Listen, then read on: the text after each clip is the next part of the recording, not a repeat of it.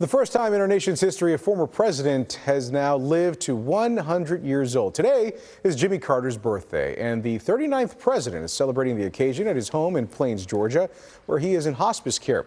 He enjoyed a military flyover earlier this afternoon while he was surrounded by a few dozen friends and some family members, as well as his Secret Service detail. Nicole Skanga has the stories of 4 Secret Service special agents who are part of a group that has protected Carter for nearly half a century. When former President Jimmy Carter exited the White House in 1981, few expected his hometown of Plains, Georgia, small town USA, to become his launch pad to the world. How many countries did you travel together to? over 140 countries. Former special agent in charge Alex Parker accompanied Carter overseas and at home. We used to jog down this road here. He ran alongside President Carter for 21 years. President Carter called me at home and said, you need to pack your bag. We're going to Haiti tomorrow morning. Former special agent in charge Bill Bush secured a 1994 diplomatic mission to Haiti aimed at averting a full-scale U.S. invasion.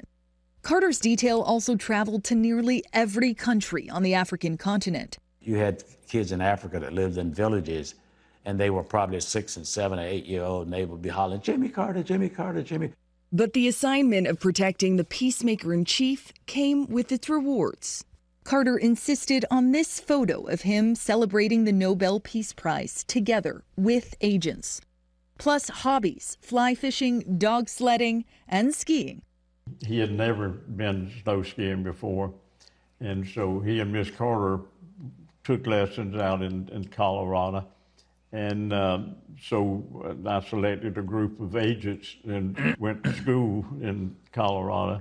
And even at 98, the occasional joyride with former First Lady Rosalind Carter beside him and current special agent in charge Don Witham in the driver's seat. It was a light in his eyes that reminded me of days that we take him for peanut butter ice cream. Codenamed Deacon by his agents, Carter taught Sunday school lessons religiously until 2023.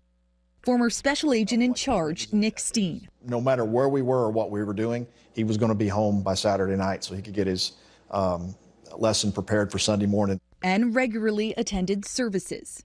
It was humbling, especially one Sunday in particular, because the sermon was talking about making the world a better place. And he very quietly put down his head and said, "I've tried," to himself. And I reached forward with both my hands and put them on his shoulders, and I said, "Sir, you've succeeded." Jimmy Carter, a peanut farmer turned Navy submariner who rose to the presidency, now 100 years old, holds another title, the longest protective mission of the U.S. Secret Service. In Plains, Georgia, Nicole Skanga, CBS News. An organization former President Carter was very involved with is keeping him in their hearts. Thousands of volunteers with Habitat for Humanity are building more than 30 homes in St. Paul, Minnesota this week.